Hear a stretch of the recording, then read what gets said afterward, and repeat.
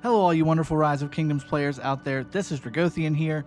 Today we're going to be talking about Bjorn Ironside. He just came out today. He is the epic commander for the new civilization, the Vikings. We're here to talk about Bjorn Ironside. Actually, one of the best things to come out of this patch from a Civ/Commander standpoint. Let's talk about him in depth. Let's also talk about some pairings that we can use with him. Let's also see what his talent build will look like. And I also, at the very end, have some full testing for you as well, where he has max skills, max level, and fighting some commanders on the field, so you can kind of get an idea of what you're looking to get into.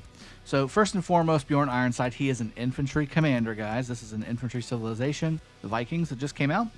And he is also conquering and skill. So there are other commanders that have this exact setup, namely Guan is a perfect example of the build that you're going to want to use when using Bjorn Ironside. But let's go ahead and talk about the skills, where you should place him, and really he's an epic commander, so you should be able to max him out relatively easily. And also let's kind of tier him up a little bit on, in the tier of epic commanders where he kind of falls into place. So the first skill, it's 1,000 rage requirement, which is your normal rage requirement.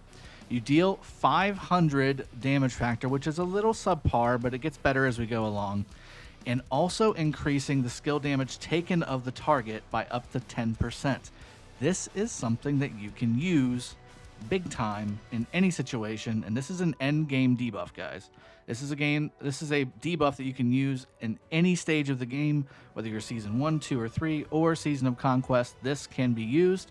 So for the free-to-play players, or the players that just don't have enough max legendary commanders to have all 5 marches maxed out, which is the majority of people in this game, right? Bjorn Ironside, very effective on the open field when you're talking about swarming down targets. And then certainly if you're talking about swarming down a structure or something like that, that debuff, the skill damage taken increased by 10%. It's pretty darn good.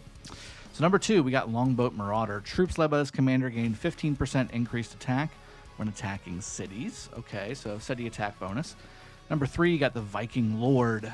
We have infantry units led by this commander gain 10% attack and 10% defense for your infantry units. So this is an infantry only buff, guys. It doesn't apply to all troops, just to infantry. Last skill here, Ambush. Normal attacks have a 10% chance to deal direct damage to the target. Total of 800. This skill can trigger once every 5 seconds. Think about it like Alex's skill, where he has a 1700 damage factor, 10% chance to cast. But here we are. So Ambush here, skill can trigger once every 5 seconds. 800 damage factor, not bad. You figure this will go off once every skill cycle or so, maybe a little bit more, which again, when you add the 800 to the 500, now we're talking 1300 damage factor every skill cycle, and that can stack up, guys, especially for an epic commander. That's very solid. Now again, keep in mind, this is single target on the first skill. Same thing for this. This is single target on the 4th skill. Now, the expertise makes the first skill an AoE skill. So expertise deals direct damage, ups it from 500 to 700. So now we're talking 1500 damage per skill cycle, which is legendary level if you think about it, causing the target and up to 2 nearby enemies in a forward-facing fan-shaped area to take 15% increased skill damage for 3 seconds. So again, the damage doesn't go to all the targets. The damage still only goes to one target. It says deals direct damage, okay? But the debuff turns into an AoE debuff. This makes Bjorn Ironside very, very strong for endgame, and especially for those of you that are in Heroic Anthem or Strife of the Eight. This is really good. This can be your part of your 6th or 7th march. So very, very strong debuff. I mean, this debuff, 15% increased skill damage taken, will stack with Tamiris's debuff. So, I mean, this should be very, very strong. In addition to everything else, this will absolutely nuke down a target. And again, can be definitely used against a structure. Although, again, you're going to pay for it. Obviously, being a single target here, you're going to pay for it. Being a single march versus a rally, but it could help. It could definitely help. You could use Siege in here. You'll take massive amounts of dead, but you'll get that debuff on there, and your rally will be performing very, very nicely right beside it, doing the actual damage. So first off, let's talk about pairings. So when we look at the skills, right? He has damage. He has skill damage. He has an increase to skill damage taken for 3 seconds, which means that your secondary commander behind Bjorn is going to be able to get extra damage on target, okay? So what that means is you want to have another good secondary skill damage commander behind Bjorn. I think the obvious choice here is going to be Harald. I think Harald as a secondary pairing with Bjorn primary is a great example of a good synergy, because both of these are infantry commanders. They both also have the same talent builds, by the way. But you can plan for the active skill damage from the Berserker skill from Harald, and then also is it the fourth one? Yes. This commander has a 20% chance to cast their active skill and grant their troops immunity to all defense reduction effects by 3 seconds. So this also can fire off at will, and again, will go very strong with the debuff that Bjorn provides alongside of it. So firing off axes like crazy is the name of the game with this pairing.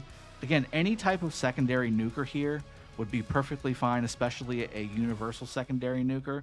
Like even a YSS would be fine here. I think Alex is a great pair to go alongside of Bjorn. You can even do Alex primary in this situation if you wanted to.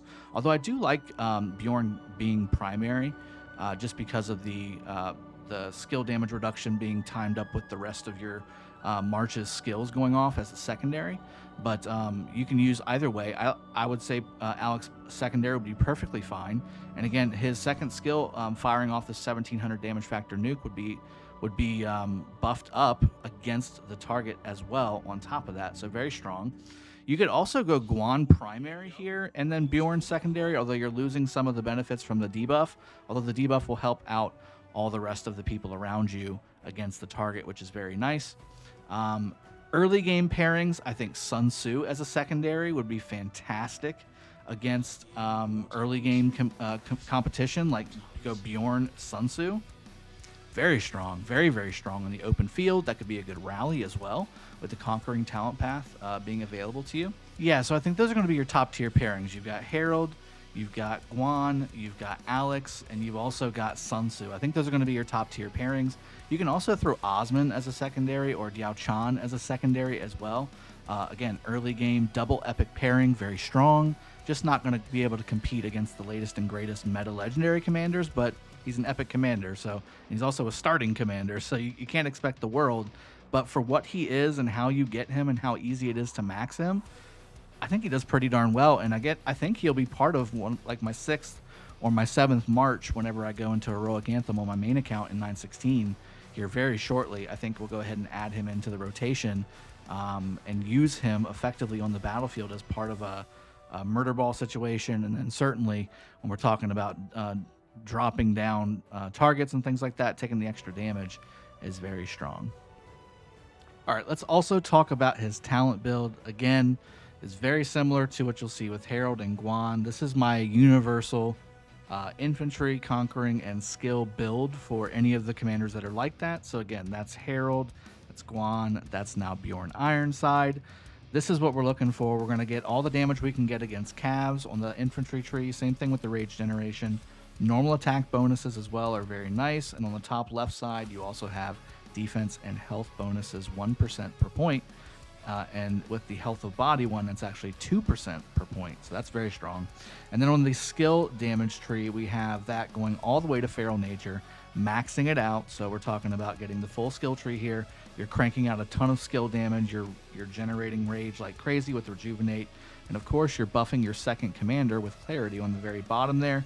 And then in the Conquering tree, I also went down and got Buckler Shield. That's 9% counterattack damage taken reduction for your army there. So that's going to be very strong. And adding in all the bonuses that you're talking about here, this is going to be your best build, best in slot for Bjorn Ironside. And again, for that matter, Guan and Harald. So hope you guys have gotten what you need. So far, again, we went over the skills. We know what he's all about. We've gone over the talents. We know what that's going to be all about here. You have it right in front of you. We also went over the pairings as well. The pairings are, you can pair a lot more, obviously, than the ones that I suggested, but I think those are going to be the best of the best. Now let's go into the showing of the actual battle reports that we saw in the testing that we were able to do. I would go that direction and not look back. But if you've already got Alex and you get enough sculptures for Guan, I mean, Guan Alex is fantastic. It's going to be your choice, Dan. Oh yeah, it's real good. Speaking of Guan Alex, you want to bring Guan Alex out? You want me to bring a Guan Alex out of my city dragon? I do. Okay. Go for a beat. I'll be good. So Bjorn Harald, by the way. Guan Alex. All right, 1, 2, 3, go. Yeah. This is gonna be a disaster. Oh yeah, that is epic, right? Yeah. Oh god. Just took that skill damage right to the face.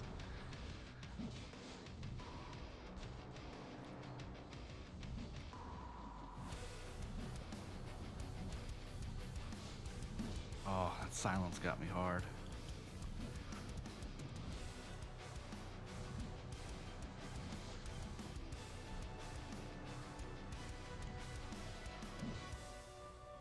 Oh yeah, double severely wounded. I mean, Guan Alex is obviously a premier pair, but So as you can see, he did okay, not great, obviously, but again, for what he is, I think he's going to do a splendid job. He's going to be a great commander for non-Season of Conquest KBKs and arcs and things like that. And then in the end game, I think he's really going to be there for your extra marches, for debuffs.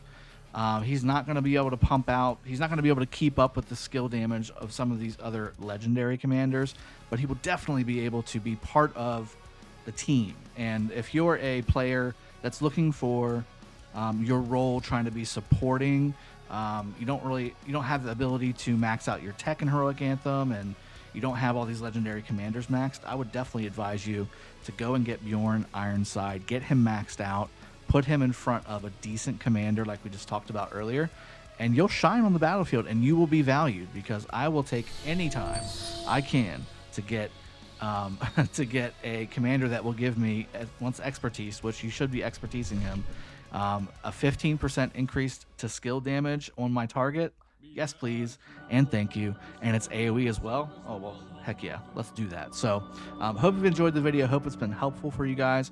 I went all out on this video. I'm going to do the same thing on Ragnar as well. We're going to get him done today too. I promised you I'd get both of these done. We're going to go ahead and do that. So I hope you've enjoyed. I'll see you guys next time. Cheers. Have a good one, and take care.